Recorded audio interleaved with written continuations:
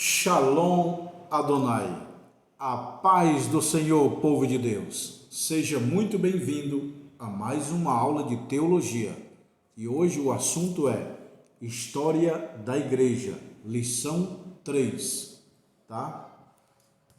Martinho Lutero, o grande reformador alemão, é a aula de hoje e também as 95 teses que Martinho Lutero fez. Eu vou deixar as 95 teses na descrição e nos comentários para que vocês possam ler quais são as 95 teses que está nesse livro. Esse livro aqui é a História da Igreja, hoje é a lição 3, sobre a história de Martinho Lutero, o grande reformador alemão, e as 95 teses, está tudo aqui. Se você tem esse livro, abre na lição 3. Se você não tem, entre em contato comigo para você adquirir. O curso básico são 20 livros. 20 livros é o básico, 40 livros é o bacharel. Se você já comprou os livros, se formou, você pode comprar o teu anel aí, pessoal. Anel, o fino e o grosso, banhado a ouro, com a letra alfa e o ômega, pedra ametista. E também, para quem já fez o bacharel, nós temos o mestrado. Nós temos o mestrado em livro PDF e livro físico, tá bom? Tá aí, mestrado em teologia. E se você comprar os livros, você ganha de graça a sua carteirinha de aluno e o seu lindo diploma e o seu histórico, tá bom? Pessoal, a formatura é presencial, o curso é à distância, online, mas a próxima formatura já estamos organizando. Você vai vir em São Paulo fazer a formatura, cantar o hino nacional e receber de minhas mãos um canudo, diploma e a carteirinha. Já pensou tirar uma foto direto com o pastor Josiel Saraiva? Seria uma benção, né, irmão? Então venha para a formatura. Vamos para a aula. Martinho Lutero, o grande reformador alemão. Ele nasceu na Alemanha, viveu na Alemanha, e esse ano foi mais ou menos 1500, 1517. Vamos arredondar, 1500. O Brasil foi descoberto em 1500, não foi? Abril de 1500. Então, mais ou menos quando o Brasil estava sendo descoberto, já estava tendo o quê? A reforma dos protestantes. Através de quem? Martinho Lutero, o grande reformador alemão. E hoje vamos falar um pouquinho da história dele e as 95 teses que ele deixou, tá bom? Pessoal, Martinho Lutero, ele foi um homem de sucesso. Ele foi um homem que teve muito êxito. Não morreu, o Papa não conseguiu matar ele, Deus não perseguiu. Foi um grande reformador da igreja, porque a igreja nasceu em Jerusalém, depois ela abriu uma filial em Roma, e depois Roma transferiu a sede para lá, e aí entrou na heresia, 1100 anos da heresia, e Deus usa Martinho Lutero para tirar a igreja desse mundo podre de heresia, idolatria, indulgência, purgatório e muitas outras coisas terríveis na igreja romana. Mas a grande questão é, Martinho Lutero foi um grande homem? Foi, mas ele não fez sozinho. Ele se espelhou, se baseou em outros homens. Na aula passada eu falei, em 1100 depois de Cristo, houve um homem chamado Pedro Valdense, que ele teve uma visão de Deus para sair da igreja romana e abrir a sua própria igreja. E ele abriu a igreja dos Valdenses. Até hoje na Inglaterra tem, na Europa tem, igreja dos Valdenses. Nasceu no ano 1100, e foi a primeira reforma, na verdade. A primeira reforma antes de Martinho Lutero foi Pedro Valdense, que ele teve uma visão de Deus para sair da igreja romana e abriu a sua própria igreja. Mais na frente, 1500 ou 1300, Deus levanta John Skeef. Foi o primeiro homem a traduzir a Bíblia para a língua inglesa. Lá na Inglaterra ele Ele traduziu a Bíblia para o inglês, para a América. John Skeff, também ele foi o primeiro, um dos pioneiros na reforma antes de Martim Lutero, 1300 depois de Cristo. Depois de John Skeff veio Jerônimo Savonarola e Jerônimo Praga. Esses dois homens também tentaram fazer a reforma. John Skeff, Jerônimo Savonarola, Jerônimo Praga, todos esses homens são pioneiros na reforma. Inclusive, Martim Lutero se baseou neles, em Pedro Valdense, John Skeff, Jerônimo Praga, Jerônimo Savonarola. Esses homens, Martim Lutero se espelhou nele. Assim que eles morreram, deram sua vida em prol da reforma da igreja, Martim Lutero também estava com esse objetivo. Qual foi a diferença de Martim Lutero para eles? Nenhuma. A única diferença, eles pensavam igual. A única diferença é que Martim Lutero, não morreu, que o Papa tentou matar, não conseguiu, e ele conseguiu fazer a reforma protestante, que hoje chamamos os protestantes, ou os evangélicos, tá? Que antigamente era só a igreja católica dominada por Roma, debaixo da idolatria,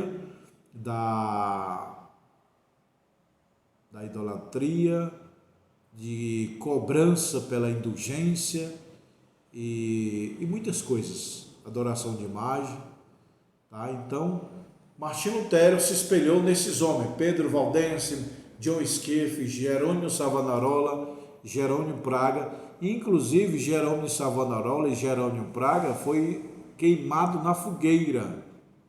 Está aqui, ó, a história está aqui. Você precisa ler esses livros.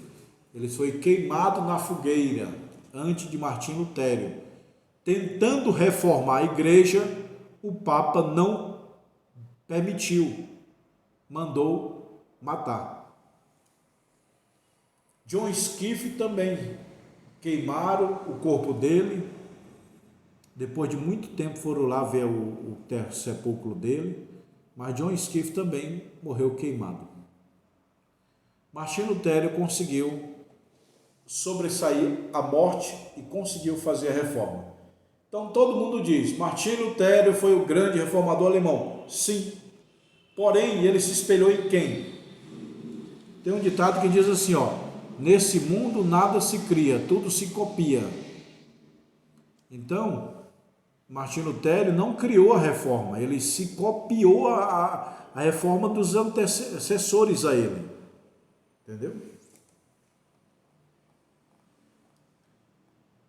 Ele foi um monge, né? Tipo um papa, ou um padre, melhor dizendo.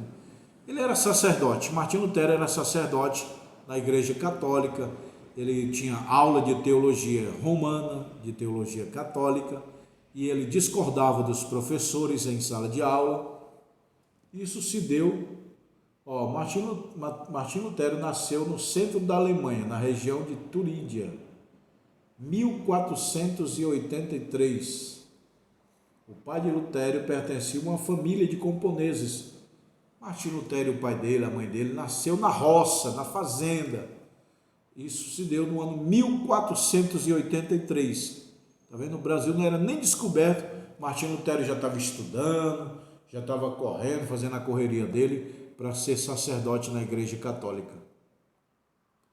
Ele foi um mosteiro, entrou no mosteiro na ordem agostiniana.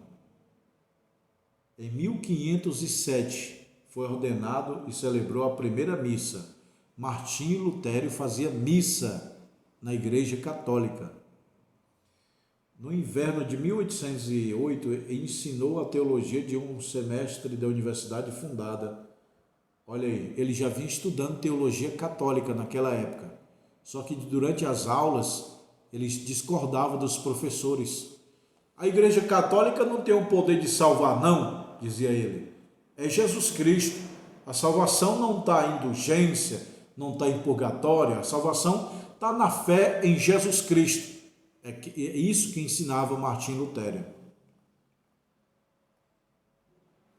As indulgências, pessoal, na aula passada eu falei, a pessoa adulterou, ele pagava, por exemplo, uns 2.000 ducados.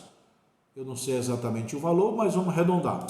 Se adulterou, paga uns 2.000 reais para a Igreja Católica, que Deus perdoa o teu pecado. Você matou alguém, homicida, paga 3.000 reais e está perdoado. Então a Igreja Católica vendia perdão dos pecados. Foi aonde Martim Lutero mais se indignou e falou: não, o perdão é de graça se crê em Jesus Cristo e o sangue dele, seu Filho, nos purifica de todo pecado. Foi aí que Martim Lutero começou. Câmeras, mostra aqui, ó. Olha lá, pessoal, onde eu estou lendo é ali, ó. Tá tudo aí, ó. Tá, ó. Olha lá, indulgência, tá vendo? Então, meu irmão, aí Martim Lutero começou a questionar os professores de teologia da faculdade católica. Vocês estão dizendo que o perdão é através de indulgência, de papel, de pagar para perdoar? Não, a Bíblia não diz isso. A Bíblia diz que é o sangue de Jesus, que é a fé no Salvador. Aí começaram a perseguir o Martim Lutero, meu irmão. Tem até aqui o pecado, indulgência. Indulgência, vou explicar. Indulgência era o perdão dos pecados mediante pagamento para a Igreja Católica, que é lá qual emitia um papel de perdão. O pecado de poligamia, o homem deitava com várias mulheres. Tinha perdão? Tinha, se ele pagasse. Quanto? 6 ducados. Ducados, eu não sei quanto que valia um ducado naquela época. Mas poligamia pagava 6 ducados. Roubo, você roubou, meu filho? Quer perdoar? Dá dinheiro para a Igreja Católica.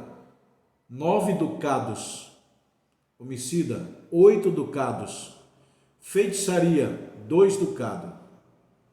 Não há pecado tão enorme que a indulgência não possa perdoar. Não há pecado tão grande que a Igreja Católica não pode perdoar se pagar ela. Lutero, se Deus o permitiu, eu farei um buraco no seu tambor. Martim Lutero já estava indignado com essas indulgências. Pessoal, o ducado, eu não sei, eu posso pesquisar aqui, qual era o valor, mas suponhando que 6.000 ducados seria 6.000 reais. 6.000 reais, se você teve várias mulheres, se você fez roubo, você dá 9 ducados, homicida 8 ducados, feitiçaria 2 ducados.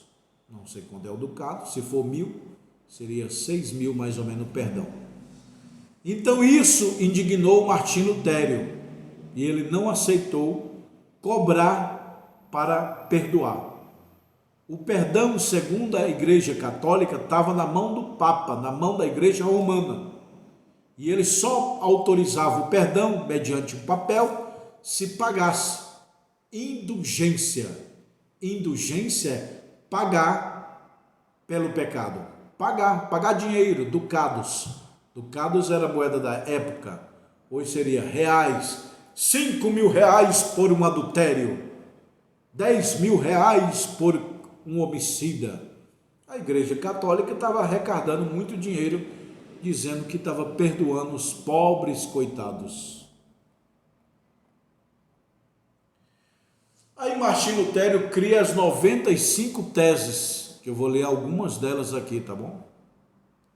Em nome do Senhor Jesus Cristo, amém.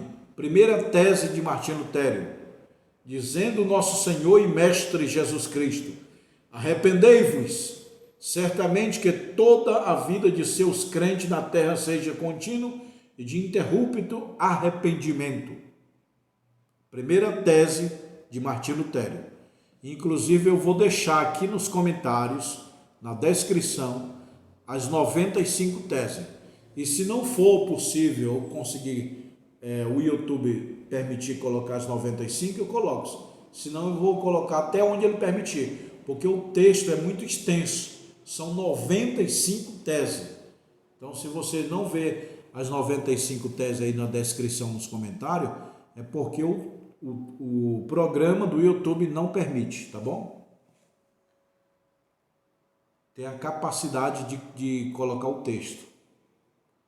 Segunda tese, a esta expressão não pode e nem deve interpretar como referido ao sacramento da penitência, isso é, a confissão e satisfação a cargo do sacerdote.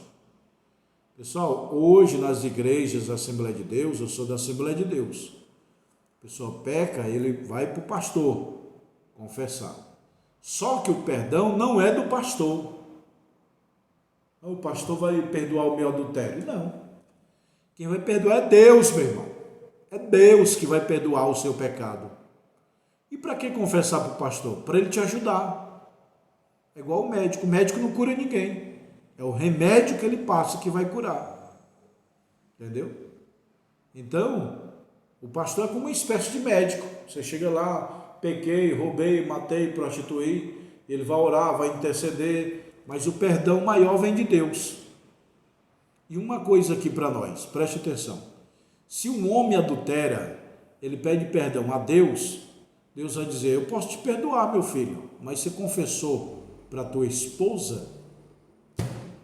Eita, meu irmão, se você traiu a tua esposa, tem que pedir perdão, não é o pastor, é ela. Mulher, senta aqui, eu tive uma fraqueza e caí.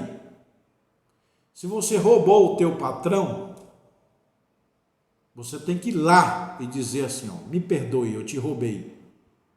Se você bateu na tua mãe, na mulher, no teu pai, no teu filho, vai lá e pede perdão para ele. Você pode até contar para o pastor, mas o perdão não está para o pastor. Você tem que pedir perdão para o pastor se você falou mal dele.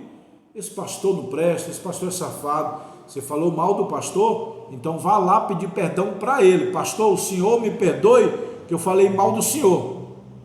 Mas é errado dizer, pastor, o senhor me perdoa que eu bati na minha mãe. Se eu fosse o pastor desse cara, eu falaria, não vou perdoar não. Não vou te perdoar. Mas como, pastor? Vá lá na sua mãe e pede perdão para ela. O que a Bíblia ensina? Se o teu irmão tem alguma coisa contra ti, deixa a oferta no altar e vai atrás dele pedir perdão. Você bateu no vizinho, não tem nada a ver de você confessar para o pastor. Vá lá para o teu vizinho, dê um abraço nele e pede perdão. Você espancou tua mulher, vá lá e pede perdão a ela, para ela nem te processar, que isso dá até cadeia. Se adulterou, pede perdão para ela e conversa com o pastor para ele te ajudar na restauração. A igreja católica não era assim, ela não ensinava assim. A igreja católica queria dinheiro. 5 mil reais por um adultério, 10 mil reais por um homicida. Mais ou menos isso. Entendeu? Aí Martinho Lutero começou a fazer essas teses. Martinho Lutero sustentava que o perdão não estava no sacerdote. Pode até contar para o sacerdote, para o pastor, o teu pecado. Mas o perdão não está nele. O perdão está em Deus. Ou na pessoa que você ofendeu. O ofendido. Ofendido e ofensor. Terceira tese de Martinho Lutero. Todavia não quer que apenas se entenda de arrependimento interno. O arrependimento interno, nem mesmo arrependimento quando se produz toda sorte de mortificação da carne. Quarta tese. Assim sendo, o arrependimento é o pesar, é a verdadeira pertinência. Pendura ao homem desejar-se a si mesmo. Ou seja, pecou, pede perdão. Se humilha diante de Deus e diante da pessoa que você ofendeu. Se adulterou, pede perdão para tua esposa, depois para Deus e depois para o pastor. Você matou alguém, aí você complicou, meu irmão. Você matou alguém, meu conselho é se entregar para a polícia, dizendo, eu matei fulano. A não ser que foi legítima defesa. O cara veio para te matar, com espada, com revólver, e você pegou e tomou dele e matou ele. Legítima defesa. Agora, você matou um cara por encomenda, com raiva, aí é melhor você se entregar à polícia. Não adianta, pastor, me perdoe que eu matei um cara. O pastor, o sacerdote, não tem poder de perdão. Ele tem poder de aconselhar, orientar, medicar, entendeu? Como você vai receber o perdão. Então tá aqui, pessoal. Eu vou deixar na descrição as 95 teses, tá? Eu vou deixar na descrição aqui nos comentários as 95 teses. Se não tiver nenhum comentário, tá em 2. Nos comentários dá para colocar repartido, tá? O texto é muito intenso, não vai dar para colocar tudo. Mas eu vou deixar aqui principalmente as 95 teses de Martim Lutero, tá bom? Essa é a aula 3. Amanhã é a aula 4. Depois desse livro, nós vamos estudar História do Povo Hebreu. Terminando a História da Igreja, nós vamos entrar em História do Povo Hebreu, História dos Judeus, tá bom? Que Deus abençoe, um abraço, fica com Deus. Vou mostrar aqui onde eu estou lendo e mostrar a escola, tá bom? Olha aí, pessoal, é aqui que eu estou lendo, as 95 teses, olha lá. Ó, primeira tese, segunda tese, tá bom? Aí a janela, aqui é o diploma, o canudo. Aqui é a mesa onde eu dou aula, ó. Aqui, ó. Aqui é o anel, a revista que eu dou aula. Aí a minha mesa que eu gravo.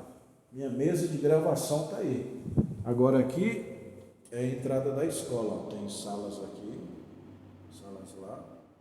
Você sobe lá aquela rampa, aí vem para cá. Aqui se aperta o interfone número 5. Ali é os livros de estoque. Olha aí, pessoal. Tudo isso aqui é livro. Olha o canudo aí, pessoal. Quem faz a formatura recebe da minha mão, ó. Formatura de teologia, ó.